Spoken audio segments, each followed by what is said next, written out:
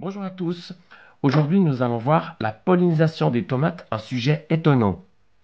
Donc, la tomate est autofertile, donc ça veut dire qu'elle a à la fois les éléments mâles et les éléments femelles qui permettent la reproduction. Donc, ici, vous avez les étamines qui contiennent les sacs de pollen, donc la partie mâle. Ici, vous avez la partie femelle, donc l'ovaire qui contient les ovules.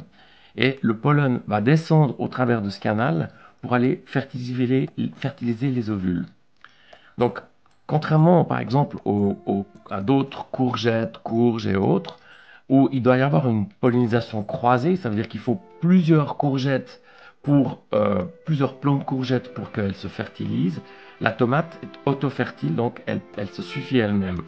Par contre, elle a besoin du vent, donc pour la secouer, donc secouer ici les étamines qui vont faire tomber le pollen. Et dans une serre, il arrive parfois qu'on n'ait pas de vent. Donc, en utilisation professionnelle, on met des essaims de bourdon qui vont venir sur la plante et puis la vibration va faire descendre le pollen. Il existe aussi une technique manuelle que je vais vous montrer et qui est parfois surprenante. A tout de suite. Alors, nous voilà dans la serre et voilà donc une fleur de tomate, en l'occurrence ici une babouchka. Donc, pour la petite info, dans la serre, donc il n'y a pas de vent. Et comme on l'a vu tout à l'heure, donc comme les tomates sont auto-fertiles, donc à l'ancienne, on secouait simplement la fleur de cette manière-là. Mais il existe une autre manière qui va vous faire sourire, c'est avec la brosse à dents électrique, puisque on a trouvé qu'il y avait des similitudes dans la vibration entre la vibration de la brosse à dents et celle des bourdons. Donc, brosse à dents électrique ici, que j'appuie simplement sur la tête et on voit ici euh, la fécondation se faire en direct.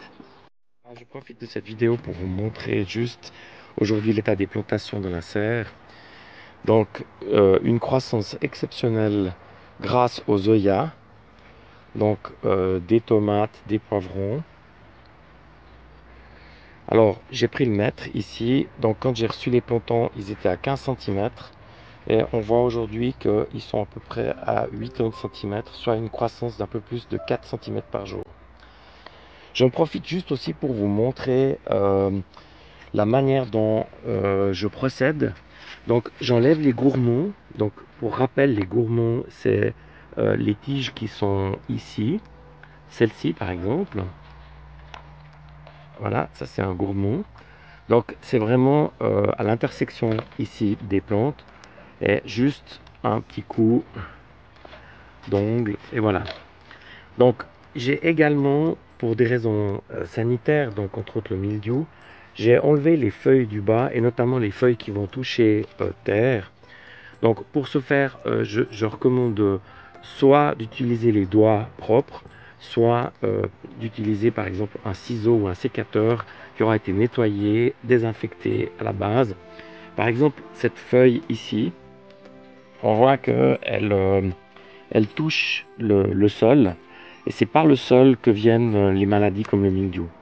Donc je vais simplement l'enlever et puis j'utilise comme paillage à l'intérieur de la serre. Au sujet des gourmands, donc c'est un peu comme une guerre de religion, certains les laissent, d'autres pas.